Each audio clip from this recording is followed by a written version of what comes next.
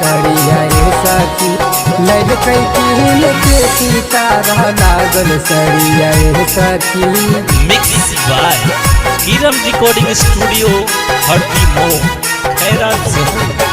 पिया कमावे ले गेलै हमर झरिया ए सखी पिया कमावे ले गेलै हमर झरिया ए सखी ललकै किन के सितारा लागल सड़िया ए सखी ललकै किन के सितारा लागल सड़िया ए सखी।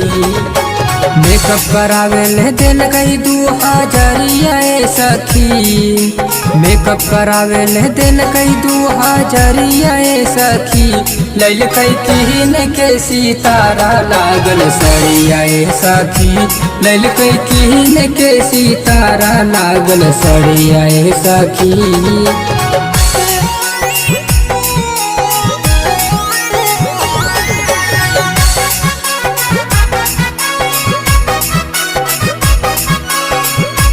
ललकै किन के सितारा लागल सड़िया ए सखी ललकै किन के सितारा लागल सड़िया ए सखी।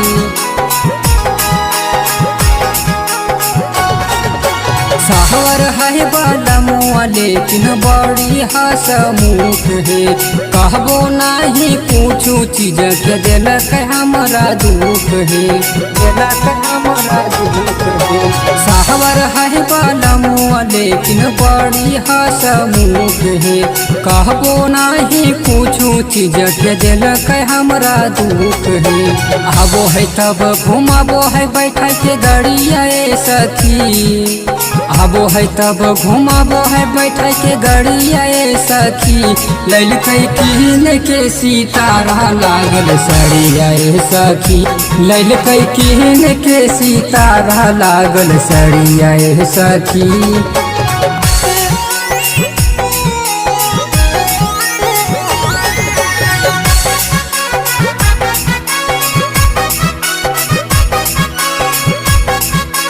ललकै किन के सितारा लागल सड़िया ए सखी ललकै किन के सितारा लागल सड़िया ए सखी।